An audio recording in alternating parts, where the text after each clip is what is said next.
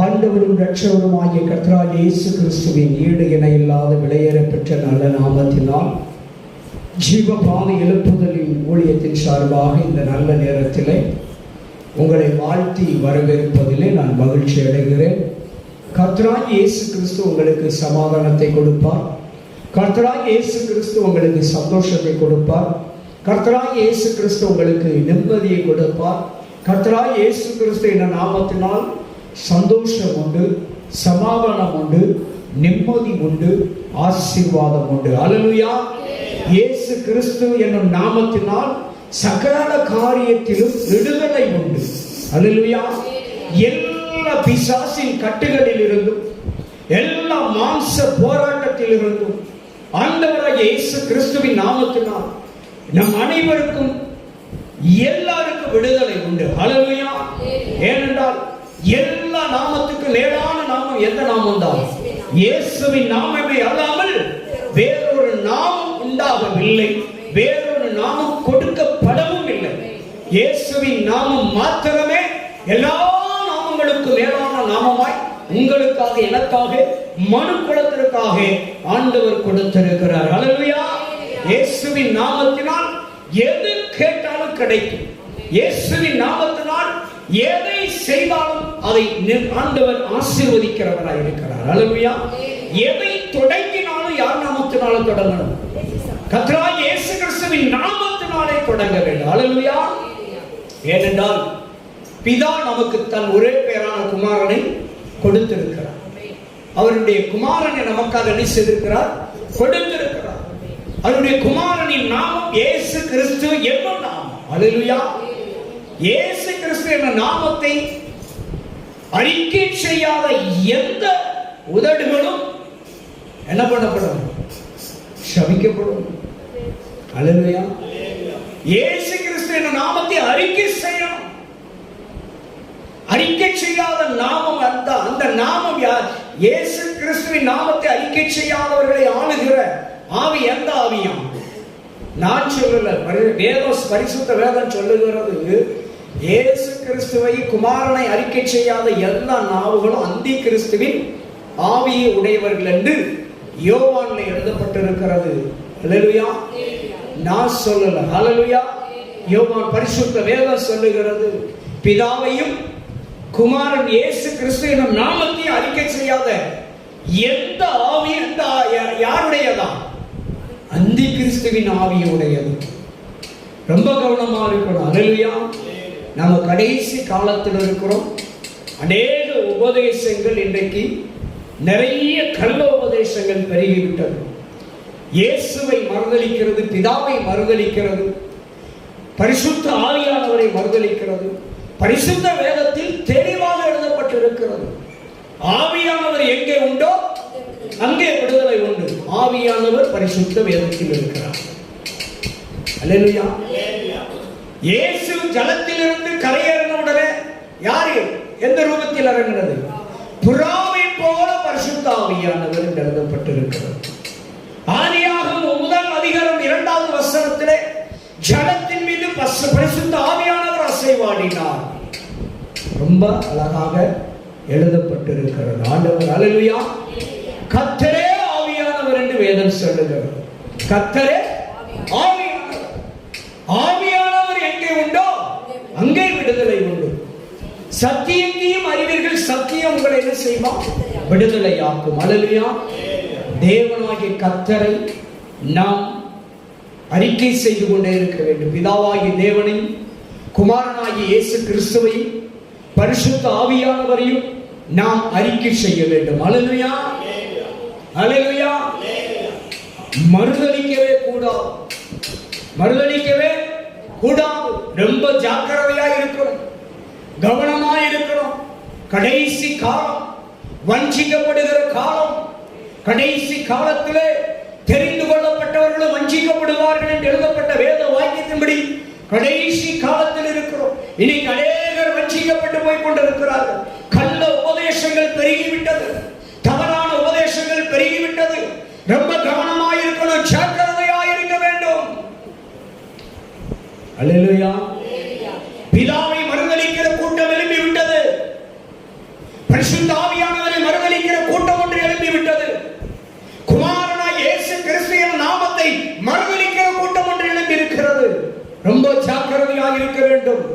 ரொம்ப கவனமாய் இருக்க வேண்டும்.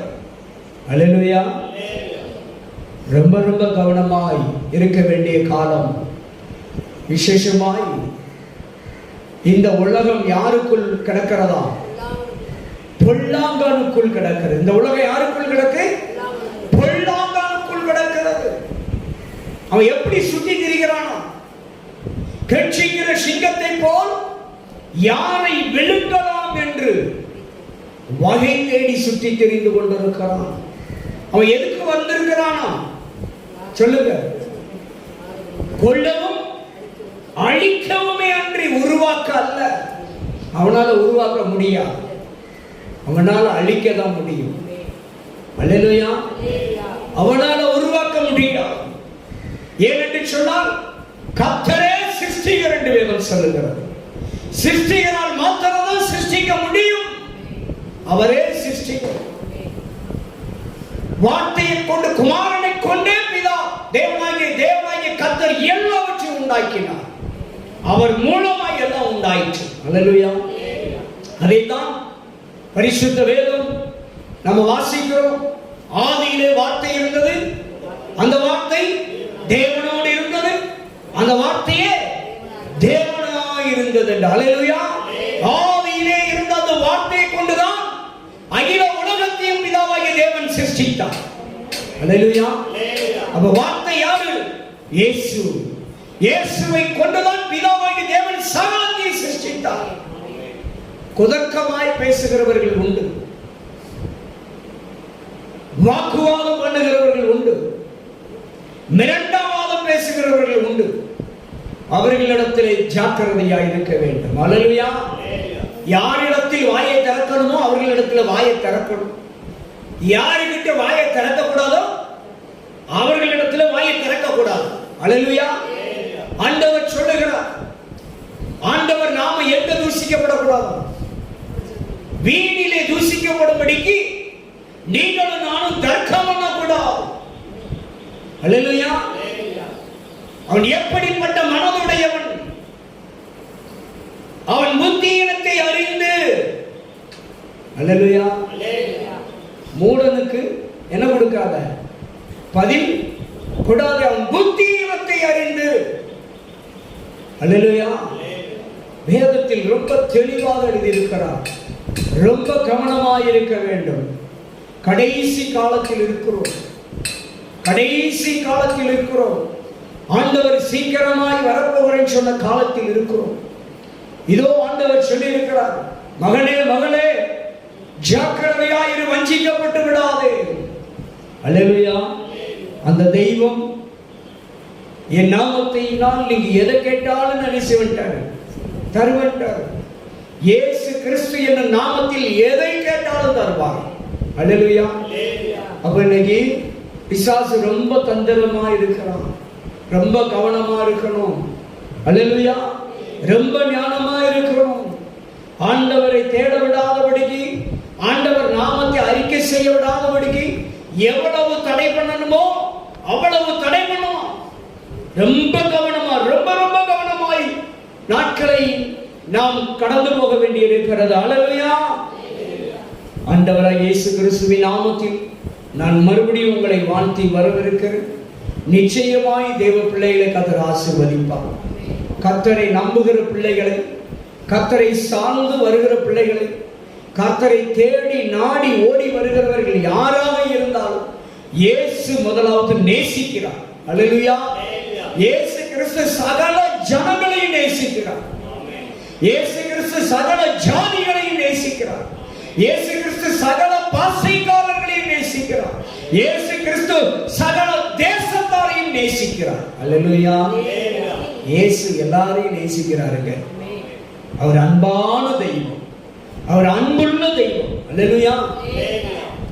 அதான் ஒரு பக்தன் பாடினார், அன்புள்ளம் கொண்டவரே ஆவியானவரே அபிஷேகநாதரே அக்கினியா இறங்கி வாரும். அன்புள்ளம் கொண்டவரே ஆவியானவரே. எவ்வளவு அருமையான நம்முடைய ஆண்டவர் எப்படி உள்ளம் கொண்டவரா? அன்பு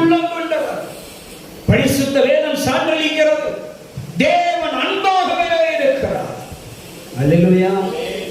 யாரையுமே வெறுக்க கூடாது, யாரையுமே வெறுக்க கூடாது, யாரையும் ஒதுக்கவும் கூடாது. இயேசு எல்லாரையும் நேசிக்கிறார், எல்லாரையும் அரவணைக்க விரும்புகிறார். அல்லேலூயா.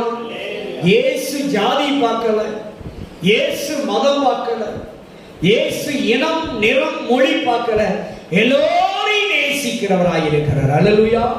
அன்பு நிறைந்த ஒரு தெய்வம் இயேசு கிறிஸ்து. அந்த தெய்வத்தை நாம் ஒவ்வொரு நாளும் இயேசு இயேசு இயேசு என்று அறிக்கை செய்தால் நம்முடைய வாழ்க்கையில் ஆசீர்வாதம் உண்டு, நம்முடைய வாழ்க்கையில விடுதலை உண்டு, நம்முடைய வாழ்க்கையில நிம்மதி உண்டு, நம்முடைய வாழ்க்கையில மேன்மை உண்டு. ஹல்லேலூயா.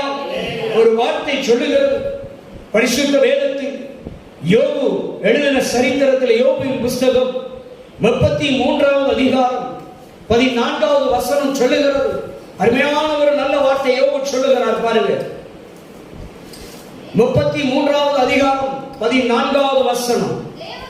தேவன் ஒரு விசை சொல்லி இருக்கிற காரியத்தை இரண்டாம் விசை பார்த்து அவர் என்ன செய்ய மாட்டாராம்? திருத்திக் கொள்ள மாட்டார். அல்லேலூயா. பூமி உண்டாக கடவுளினாலும் பூமி உண்டாகிவிட்டது, வேண்டாம்னு சொல்லல. வானம் உண்டாக கடவுள் என்றார், வானம் உண்டாயிற்று, வேண்டாம்னு சொல்லல. அதை திருத்தல் ஆண்டவர். அல்லேலூயா. அல்லேலூயா. உங்களை என்னை எப்படி சிருஷ்டித்தார்? அவர் சாயலாகவே. அல்லேலூயா. ஆண்டவர் உங்களுக்காக எனக்காக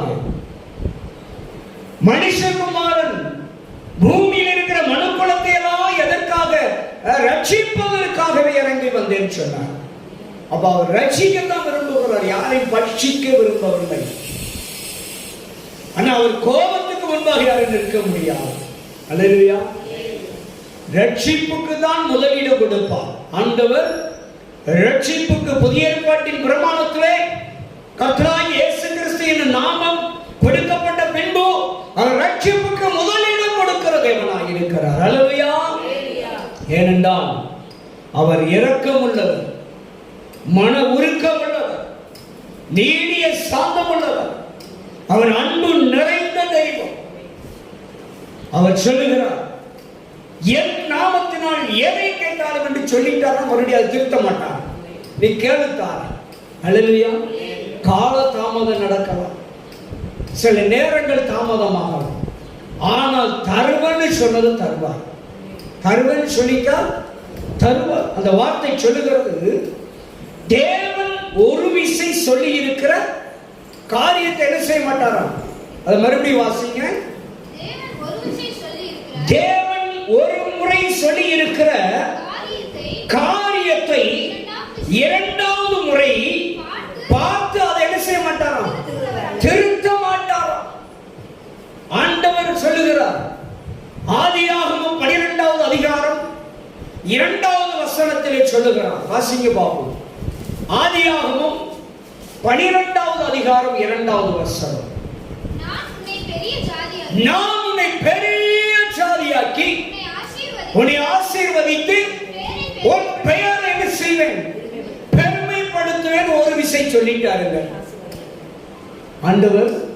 ஒரு விசை சொல்றார், நான் உன்னை பெரிய ஜாதியாக்கி உன்னை ஆசீர்வதித்து உன் பெயரை என்ன செய்வேன்? பெருமைப்படுத்துவேன் என்று ஒரு முறை சொல்லிட்டாருங்க. எங்க ஒரு முறை சொல்லிட்டாருன்னா அதை என்ன செய்ய மாட்டாரா? திருத்த மாட்டார். அவ்வளவுதான். ஆசீர்வதிப்பேன் என்று சொல்லிட்டாருன்னா ஆசீர்வதிப்பேன். எவ்வளவு அருமையான ஒரு வார்த்தை. தேவன் ஒரு விசை சொல்லி இருக்கிற காரியத்தை இரண்டாம் விசையை பார்த்து எங்க ரெண்டாவது முறை ஒருத்தர் பார்க்கிறாருன்னா என்ன அர்த்தம்? நம்ம எல்லாருமே எடுத்துக்கொடுங்க. மனுக்குள்ள யாரா இருந்தாலும் ஒரு முறை பார்த்துட்டு ஒரு முறை ஒரு காரியத்தை செஞ்சுட்டோம், அதை ரெண்டாவது முறை திருத்தணும் அப்படின்னா அதுல என்ன அர்த்தம் இருக்கு? என்ன அர்த்தம் இருக்கு? ஒரு முறை ஒரு காரியத்தை செஞ்சிட்டோம், இல்ல ஒரு காரியத்தை சொல்லிட்டோம் அப்படின்னா அந்த காரியத்தை இரண்டாவது முறை திருத்தணும் அப்படின்னா அதுல ஏதோ தவறு இருக்கு, இல்ல அதை சரி செய்ய வேண்டி இருக்கு, இல்ல அது இன்னும் முழுமை பெறல என்ற ஏதோ ஒரு காரியம் இருக்கிறதுனாலதான் நாம முதல்ல சொன்ன காரியத்தை திருத்துவோம். ஆனா ஆண்டவருக்கு அப்படி அல்ல. அவர் சொல்றாரு ஒரு விசை. அல்லேலூயா. எடுத்துக்கோங்க, யோபு அவங்களுக்கு சொல்லுங்க. யோபு 33வது அதிகாரம் 14வது வசனம். சரியா? பாருங்க, நம்ம ஆண்டவர் ஒரு முறை சொல்லிட்டாரு. சரியா? பூமி எப்படிப்பட்டதுதான்? பூமி, இந்த பூமியை கண்டுபிடிச்சது யாரு? பூமியை ஒருத்தர் சொன்னான், தட்டையா இருக்குன்னு சொன்னான். ஒருதானே சரித்திரம் பேசுகிற கல்வி ஒருத்தரும். சரியா? பூமியை ஒரு முறை ஒருத்தர் ஒரு விஞ்ஞானி பார்த்துட்டு இந்த பூமி எப்படிதான் இருக்குன்னாரு. எப்படி இருக்குன்னாரு? சப்பையா இருக்குன்றார், தட்டையா இருக்குன்னாரு. ரொம்ப நாள் கழிச்சு அவர் உலகம் முழுவதும் பிரகடனப்படுத்திட்டார். இது இந்த வார்த்தைக்கு உகந்ததா இருக்கிறதுனால மீண்டும் சொல்றேன். இது நிறைய முறை இந்த வார்த்தை இந்த இடத்துல சொல்லி இருக்கிறேன். மறுபடியும் உங்களுக்கு ஞாபகப்படுத்துறேன். இந்த வார்த்தைக்கு உகந்தபடி இருக்கிறதுனால, தேவைப்படுகிறதுனால அவ தட்டை என்று பிரகடனப்படுத்தினார். அப்புறம் காலம் சென்றது. அவருக்கு சில சமயம் ஏற்பட்டது. எதை? பரிசுத்த வேதத்தை படிக்கிறதுக்கு ஒரு வாய்ப்பு கிடைத்தது. இந்த பூமி எப்படி இருக்குன்னு சொன்னவர், பூமி தட்டையா இருக்குன்னு சொன்னவர், பைபிளை படிக்கிறதுக்கு அவருக்கு ஒரு சமயம் வாய்த்தது, ஒரு வாய்ப்பு கிடைத்தது. பைபிள் அப்படியே வாசிச்சுக்கிட்டே வந்தார். வாசிச்சுக்கிட்டே வரையில இந்த யோபு சரித்திரத்தை கடந்துட்டு போனாரு. யோபுல ஒரு இடத்துல அப்படி எழுதியிருக்கு. அடுத்தால அப்படியே கடந்து போனாரு. ஏசாயாவுல ஒரு இடத்துல எழுதியிருக்கு. என்னடா, நம்ம இந்த பூமி எப்படி இருக்குன்னு சொல்லியிருக்கோம். இந்த பூமி தட்டையா இருக்குன்னு நம்ம சொல்லிட்டோம். ஆனா பரிசுத்த வேதத்துல யோபு சரித்திரத்திலையும் ஏசாயா தீர்க்கதரிசன புஸ்தகத்திலேயும் பூமி உருண்டை என்று எழுதியிருக்கிறதே என்று யோசிக்க ஆரம்பித்தார். அல்லேலூயா. விஞ்ஞானி கண்டுபிடிக்கிறதுக்கு முன்னால நம்ம அப்பா ஒழுங்க உருண்டே படைச்சிருக்கிறார். அல்லேலூயா. எவ்வளவு அழகா நேர்த்தியா படைச்சிருக்கிறார். அவன் ஒரு விஷயம் சொல்லிட்டான், திருத்த வேண்டியது ஆயிப்போச்சு. ஆனா என் தேவன் ஒரு முறை சொல்லிட்டாரு அப்படின்னா திருத்த வேண்டிய அவசியம் இல்லை. ஏன்னா கர்த்தர் சொன்னதுல தப்பே இருக்காது, தவறு இருக்காது, பிழை இருக்காது, குறைவு இருக்காது. அல்லேலூயா. அவர் சொல்லி இருக்கிறார், உன்னை பெரிய ஆளாக்க வேண்டாம். பக்கத்துல கையை கொடுங்க, ஒரு ரெண்டு பக்கத்துல கொடுங்க. ஆமா, இங்க ஒரு கையை கொடுங்க, பின்னால. ஆமா, அண்ணன் கையை கொடுங்க. உங்களை பெரிய ஆளாக்குவேன்னு அண்ணன் வாக்கு கொடுத்துட்டார். எப்படி ஆக்குவார்? பெரிய ஆள் ஆக்குவார். அப்படிதான் எழுதினாரு.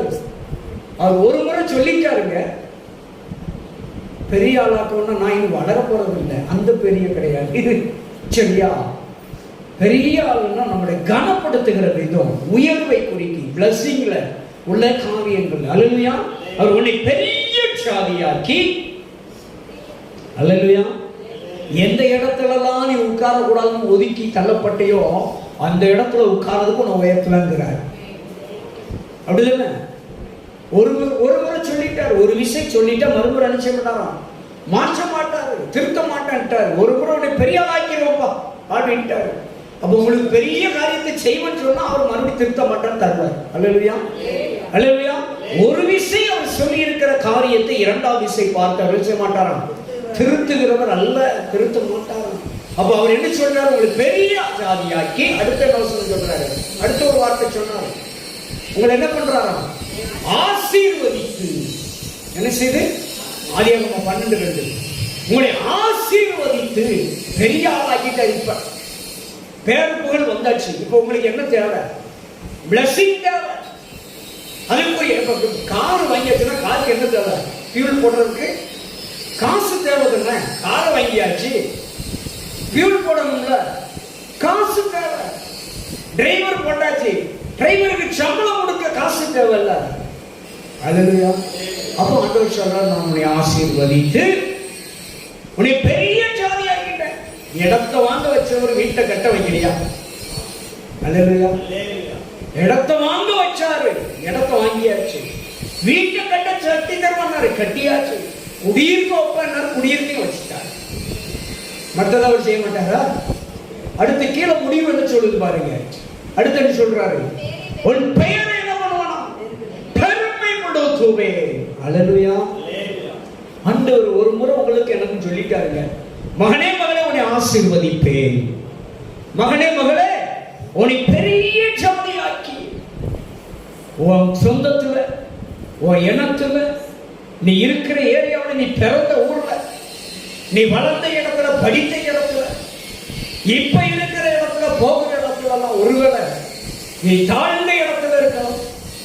உன்னை வீழ்ச்சிக்குரியவர்களாய் பார்க்கலாம், அற்பமாய் நினைத்திருக்கலாம், ஏளனமாய் நினைத்திருக்கலாம், ஒதுக்கி வைத்திருக்கலாம், வெறுத்திருக்கலாம், ஒன்றுக்கும் உதவாதவர்கள் என்று சொல்லியிருக்கலாம். ஆனா அந்த இடத்துல தான் கர்த்தர் உயர்ந்த இடத்துல வைத்திருக்கிறார். ஆமென், ஹல்லேலூயா. உயர்ந்த இடத்துல உன்னை வைத்து உன்னை ஆசீர்வதித்து உன் பெயர் என்ன பண்ணுவேன்? இன்னாருக்கு காணுமா? ஹல்லேலூயா, ஹல்லேலூயா. நேற்று வரைக்கும் 10 பேருக்கு தெரிஞ்ச நாம ஆண்டவர் நம்ம பேரை பெருமைப்படுத்துறதுக்கு அப்புறம் எத்தனை பேருக்கு தெரிய போறோம்? 10 லட்சம் பேருக்கு தெரிய வைக்க போறான். புரியுதா? பேரை பெருமைப்படுத்துறதா இருந்தா டாடா கம்பெனி ஆரம்பிச்ச அன்னைக்கு நமக்கு தெரியுமா? அது பெரிய லெவல்ல போனோன்னு தானே தெரிஞ்சிச்சு, அப்படிதானே? அப்ப காரணம் என்ன? அதே போலதான் ஆண்டவர் உங்கள் பெயரை பெருமைப்படுத்துவேன் என்று சொல்லுகிறார். ஹல்லேலூயா. அப்படி என்று சொன்னால் எல்லா மக்களுக்கும் உங்களை அறிமுகப்படுத்தக்கூடிய இடத்துல உங்களை கர்த்தர் உயர்ந்த இடத்தில் வைக்க போகிறார். ஹல்லேலூயா. அதே 17:2 வாங்க பார்ப்போம். ஒரு விஷயம் ஆண்டவர் சொல்லிட்டார். இங்க என்ன சொல்றாருன்னு பார்ப்போம். ஆதியாகமம் 17:2. நான் உனக்கும் எனக்கும் நடுவாக என்னுடைய உடன்படிக்கையை ஏற்படுத்தி விட்டேன். பாருங்க, இப்ப பாருங்க, உங்களை பெரிய ஆள் ஆக்கிட்டாரு, உங்களை ஆசீர்வதிச்சுட்டாரு, உங்கள் பேரை பெருமைப்படுத்திட்டாரு. அதோட விட்டு வைக்கல. அடுத்து என்ன பண்றாரா? பெருக பண்ண போறார், எல்லையை விரிவாக்குறார். அல்லேலூயா. அடுத்த கட்டத்துக்கு நகர்த்துறார், அடுத்த இடத்துக்கு நகர்த்துறார். புரிஞ்சுட்டீங்களா? அல்லேலூயா. அதான் இந்த இது தயார் பண்ணுவாங்கல்ல, என்ன விட்டு என்ன போகும் பாயின்னு சொல்லுவாங்க. கண்டம் விட்டு கண்டம் பாயும். சேட்டலைட் தானே இது. என்னது?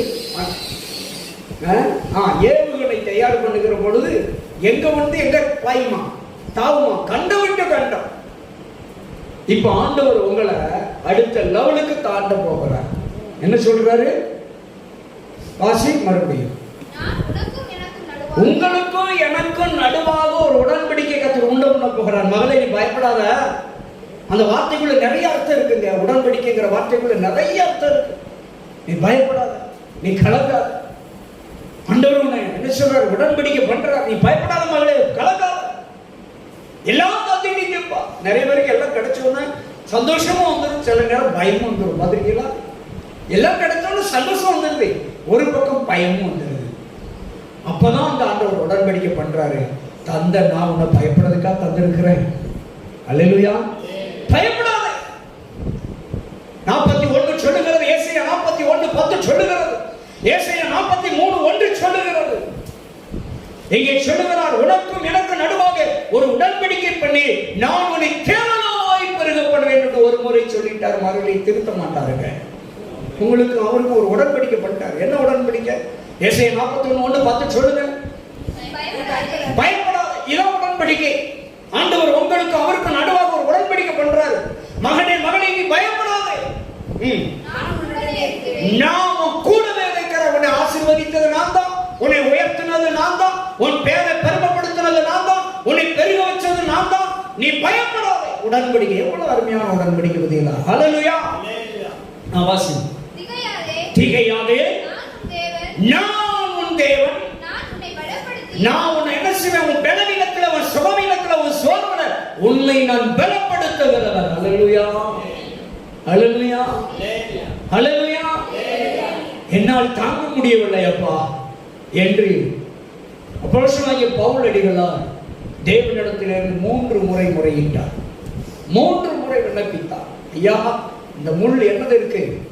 சாத்தானுடைய தூதனாய் இருக்கிறது, என்னால தாங்க முடியல அப்படின்னு சொல்லி புலப்புறார். அந்த முள்ளு யாரு? சாத்தானுடைய தூதன் சொல்றாரு பவுல். அந்த முள் யாரு? சாத்தானுடைய தூதனாய் இருக்கிறது என்று 2 கொரிந்தியர் எழுதுகிறார். அப்ப ஆண்டவர் அவனை பார்த்து சொன்னாரு, பவுலை பார்த்து, எப்பா அவர் அவனை நோக்கி உன் பலவீனத்தில் என் பலன் பூரணமாய் விளங்கும் சொன்னவர், என் கிருபை மாத்திரம் உனக்கு போதும் அப்படின்ட்டார். இதான் உடன்படிக்கை. ஒரு முறை சொல்லிட்டாருன்னா அது மாறாது. என் கிருபை உனக்கு போதும் சொல்லிட்டாருன்னா அது மாறவே மாறாது. அதை மாற்றவும் மாட்டார். அப்படிதான் எழுதியிருக்கிறாரு. ஒரு விசை தேவன் ஒரு விசை சொல்லி இருக்கிற காரியத்தை இரண்டாம் விசை பார்த்து திருத்துகிறவர் அல்லவே. என் கிருபை உன்னை தாங்கும், என் பலன் உனக்கு போதும். அவ்வளவுதான், மறுபடி மாற்ற மாட்டார். அல்லேலூயா. நீ போய்கிட்டே இருந்த முள்ளு ஒண்ணுமே செய்யாது. எந்த பலவீனமும் எந்த விதமான பயமும் உங்களை ஒன்றும் மேற்கொள்ள முடியாது. பயப்படாத. 41:10 வாசி மறுபடியும். நீ பயப்படாதே மகளே, மகனே, நீ பயப்படாதே. நான் உன் கூடவே, உன் பிள்ளைகள் கூடவே, உன் கணவர் கூடவே, உன் மனைவி கூடவே, உன் பெற்றோர் கூடவே, உன் குடும்பத்தோடவே, உன் நிர்வாகத்தோட கூடவே இருக்கிறேன், ஊழியத்தோட இருக்கிறேன். திகையாதே, நான் உன் தேவன். திகைச்சு போவாத. என்ன நடக்குமோ ஏது நடக்குமோன்னு பயந்து கலங்கி கொண்டு இருக்காத. நான் உன் தேவன். நான் உன் பலவீனத்தில், உன் சோர்வு நிலையில் பலப்படுத்தி உனக்கு நான் என்ன செய்வேன்? சகாய உதவி செய்வேன், ஆதரவாயிருப்பேன்.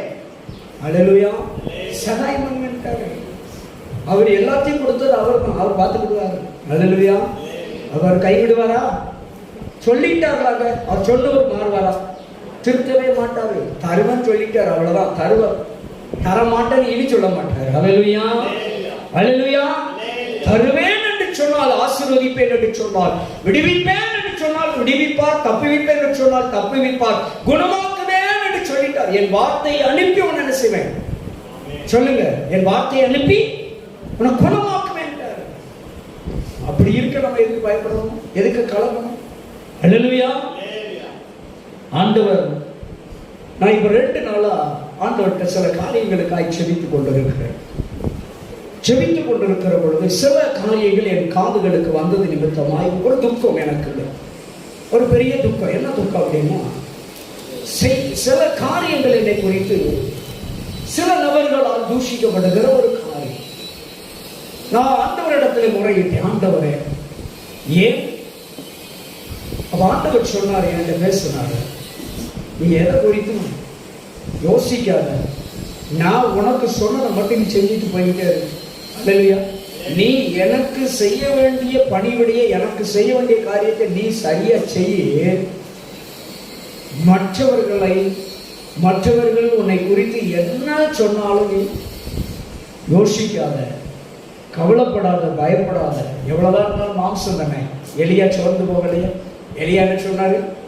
சோர்ந்து போனார். எலியா சோர்ந்து போனார். அதுபோல சில நேரங்களில் சில தாக்குதல், வார்த்தையின் தாக்குதல் வருகிற பொழுது நம்முடைய மனசு உடைகிற வேளையில நம்ம மனுஷன் எங்கதான் போல இருக்கு? ஆண்டவர்கிட்ட தான் முறையிட வேண்டியிருக்கு. அல்லேலூயா. அப்ப ஆண்டவர் சொன்னாரு, ஸ்தோத்திரம், நீ கவலைப்படாதப்பா, நான் உன்னை எதுக்காக அழைத்தேனோ அதுக்காகவே உன்னை நிறுத்துவேன்னு சொன்னார். அல்லேலூயா. உன்னோடு கூட கை கோர்க்கிற கூட்டம் ஒரு பலத்த கூட்டமாக இருக்கும் என்று கர்த்தர் சொன்னார். அல்லேலூயா. நீ உன்னோடு கூட கூடுகிற கூட்டம் இருக்கு பாரு, அது பலத்த கூட்டமா இருக்கும். அது போல ஆண்டவர் என்ன சொன்னாரு? அது பலத்த சேனையாயிருக்கும் என்று கர்த்தர் சொன்னார். அல்லேலூயா. அதனால நீ சோர்ந்து போகாத, நீ மனம் உடைந்து போகாத, தளர்ந்து போகாத. இன்றைக்கு இருக்கிற சூழ்நிலையை பார்க்காத, நாளைக்கு பெரிய காரியத்தை உன் கண்களாய் காண்பாய் என்று கர்த்தர் சொன்னார். அதனால சில நாள் 2 நாள் சில நாட்கள் ரொம்ப மனசு உடைஞ்சிருந்தேன். அப்போ ஆண்டவர் என்னை தேற்றினார். ஒரு முறை ஆண்டவர் சொன்ன இந்த வார்த்தையை நான் இன்னைக்கு உட்கார்ந்து தியானிக்கல. ஆண்டவர் என்னைக்கு நான் என்ன செய்யணும் அப்படின்னு நினைக்கும் போது ஆண்டவர் சொன்னார், அப்பா நான் ஒரு முறை சொல்லிட்டேன்னா அதை திருத்த மாட்டேன் போ அப்படின்ட்டார். அல்லேலூயா. என் பிள்ளைகளுக்கு சொல்ல வேண்டிய காரியத்தை சொல்லு. நான் ஒரு முறை உனக்கு சொல்லுவேன். என்ன காரியத்தை, என்ன வெளிப்பாடு, என்ன தீர்க்க தரிசனம் கொடுத்தனோ அதை நிறைவேற்றியே முடிப்பேன்னு சொல்லலாம். அதான் ஒரு முறை சொல்றேன். அல்லேலூயா. 43:1 வாசிக்க பார்ப்போம். ஏசாயா 43:1.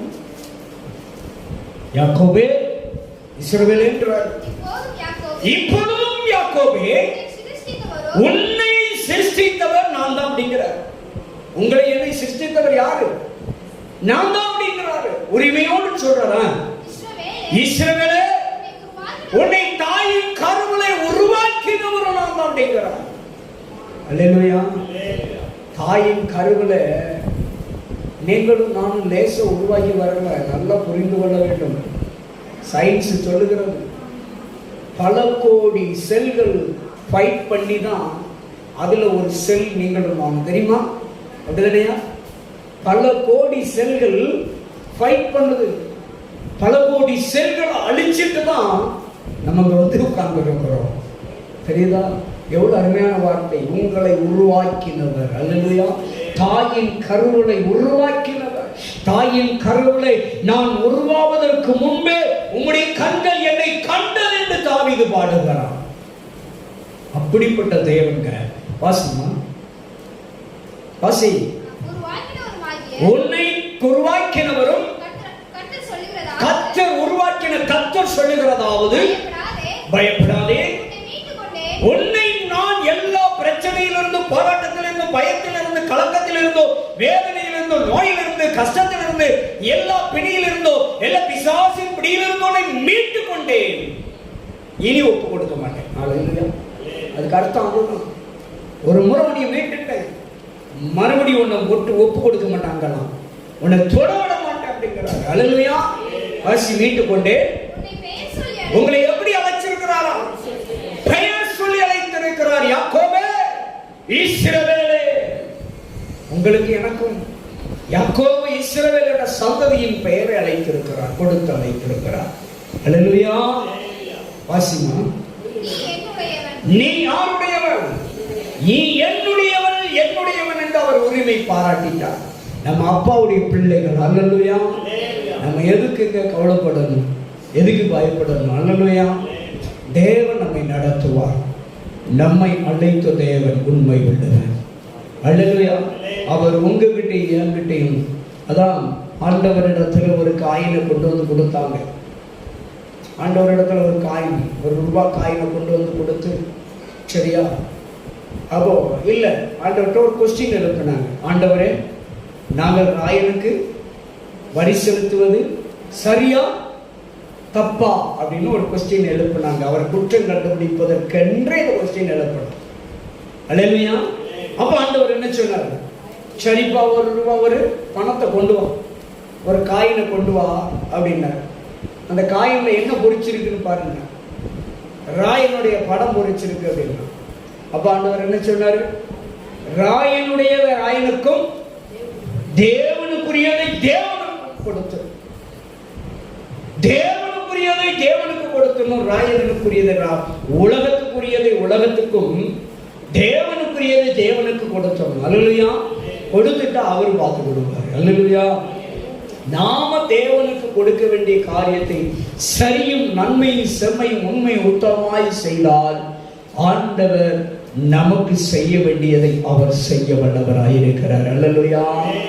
அல்லேலூயா. என் அன்பு தேவ பிள்ளைகளே, ஆண்டவர் உங்களுக்கு ஒரு வார்த்தை சொல்லியிருக்கிறார். உங்களை பார்த்து, என்னை பார்த்து, உன்னை பெரிய ஜாதியாக்கி, உன்னை ஆசீர்வதித்து, உன் பெயரை பெருமைப்படுத்தி, உன்னை மிகவும் பெருக பண்ணி. அல்லேலூயா. அது மாத்திரமல்ல, ஒரு வார்த்தை தேவன் ஒரு முறை சொல்லிய வார்த்தை, ஒரு விசை சொல்லிய வார்த்தை என்னது? நீ இப்பொழுது இருப்பதை விட 1000 மடங்கு. தேவன் சொல்லிய வார்த்தை கோடாகோடியாய் பெருகுவாய் என்ற ஒரு வார்த்தை. மாறுமா? திருத்துவாரா? மாறவே மாறாது. அப்படியே நிறைவேற்றி தருவார். அல்லேலூயா. ஆண்டவர் சொல்லுகிறார், இன்று கொண்ட எழுத்தினை நான் இருப்பாய். அல்லேலூயா. உன் நிமித்தமாய், எங்க உங்கள் நிமித்தமா உங்க வீட்டாரெல்லாம் காக்கப்படுவார்களா? எவ்வளவு பெரிய ஆசீர்வாதம் பார்த்தீங்களா? உங்கள் நிமித்தமாய் யாரெல்லாம் காக்கப்படுவார்கள்? உங்களுடைய வீட்டார் அனைவரும் காக்கப்படுகிறார்கள். தேவ வார்த்தை ஒரு நாள் போய் சொல்லாது. ஏன்னா உங்க வீட்டாருக்கு ஒரு பாதிப்புன்னா ஆண்டவருக்கு தெரியும், ஐயோ என் பிள்ளைக்கு துக்கம் இல்ல. உங்க வீட்டுல யாருக்கோ ஒருத்தருக்கு பாதிப்பு வந்தா யாருக்கு துக்கம்னு தெரியும்? ஆண்டவருக்கு தெரியும், என் பிள்ளை துக்கம் அடையுமே என்பதற்காகவே, நீங்கள் துக்கம் அடையாமல் இருப்பதற்காக உங்கள் வீட்டார் உங்கள் நிமித்தம் பாதுகாக்கப்படுகிறார்கள். உங்கள் வீட்டார் உங்கள் நிமித்தமாக உங்கள் உறவுகள் ஆசீர்வதிக்கப்படுகிறது. அல்லேலூயா. தேவன் சொன்ன வார்த்தை ஒரு நாள் மாற்ற மாட்டார், ஒரு நாளும் மாறாதவர். ஏனென்றால் அவர் மாறாத பிரமாணத்தை உடையவர். அல்லேலூயா. மாறாத பிரமாணத்தை உடையவர், ஒரு நாளும் மாறவே மாட்டார். நிச்சயமாக ஆண்டவர் உங்க பிள்ளைகளை போதித்து நடத்துவார். ஆண்டவர் உங்க பிள்ளைகளை ஆசீர்வதிப்பார். இது மாத்திரமல்ல, ஆண்டவர் ஒரு வார விசை சொல்றாரு, நீ உன் பிள்ளைகளின் பிள்ளைகளை காணும் மட்டும் ஒரு விசை சொல்லிட்டார். மாறுமா? மாத்துவாரா? மாற்றவே மாட்டார். அப்ப 3 தலைமுறைக்கு உயிரோட தான் இருப்பேன். போங்க, போத்துறோம். அல்லேலூயா. எத்தனை தலைமுறை? ஒரு தலைமுறைக்கே செங்க சேர்ந்து சீரழிச்சிட்டேன். அப்படியா? அப்படி விட மாட்டார் ஏசப்பா. 3 தலைமுறை மட்டும் ஆய்வுனை நடத்துகிற தேவன். அல்லேலூயா. ஏசப்பா கைவிட மாட்டார். அல்லேலூயா. ஏசப்பா கைவிடுவாரா? ஆமா, அத்தை 3ஆம் தலைமுறை பார்த்தாச்சுங்க. பார்த்தாச்சா? என் வாக்குத்தத்தம் பொய் சொல்லுதா? பொய் சொல்லல. வார்த்தை ஒரு நாள் பொய் சொல்லாதுங்க. பேத்திக்கு கல்யாணம் முடிஞ்சு பேத்தி பிள்ளைய பார்த்தாச்சு இல்ல, 3 தலைமுறை பார்த்தாச்சு. எவ்வளவு வார்த்தை பொய் சொல்லுதா? வார்த்தை பொய் சொல்லாது. இதே போலதான் நீங்களும் இங்க இருக்கிற ஒவ்வொருவரையும் ஆண்டவர் பார்த்து உங்களுக்கு எனக்கு சொல்றாரு, 3ஆம் தலைமுறை மட்டும். அல்லேலூயா. மாறாதுங்க இந்த வார்த்தை. இந்த வார்த்தையை கேட்கிறது யாராக இருந்தாலும் சரி, ஆண்டவர் ஜீவனோடு வைத்திருப்பார், நல்ல சுகத்தை கொடுப்பார். மரண பயம் என்ன செய்யும்? நம்மளை மரண பயத்துக்கு இடமே கொடுக்க கூடாது. ஆண்டவர் சொல்லுகிறார், பயப்படாதே, நானே உன் தேவனாகிய கர்த்தர், நான் உன்னோடு கூட இருக்கிறேன், நீ என்னுடையவள் அப்படின்ட்டாரு. உங்களை பறிக்க முடியாது மரணம். அப்பா கையில இருந்து உங்களை எது பறிக்க முடியாது, பிசாசம் பறித்து கொள்ள முடியாது. ஏன்னா ஆண்டவர் உங்களை உள்ள கையில வரைந்திருக்கிறார். எதுக்கு தெரியுமா? 3ஆம் 4ஆம் தலைமுறை மட்டும் என் பிள்ளைகளை நான் நடத்துவேன். ஒரு விசை சொல்லிட்டாரு, மாற்றவே மாட்டார். அல்லேலூயா. நிச்சயமாய் கர்த்தர் உங்களை ஆசீர்வதிப்பார். நிச்சயமாய் கர்த்தர் உங்களை விடுதலை ஆக்குவார். நிச்சயமாய் கர்த்தர் உங்களை உயர்த்துவார். நிச்சயமாய் அவர் உங்களுக்கு கொடுத்த எல்லா வார்த்தைகளும் தீர்க்க தரிசனங்களும் வாக்குத்தத்தங்களையும் நிறைவேற்றி தருவார். ஒரு வார்த்தை கூட பொய் சொல்லாது. அல்லேலூயா.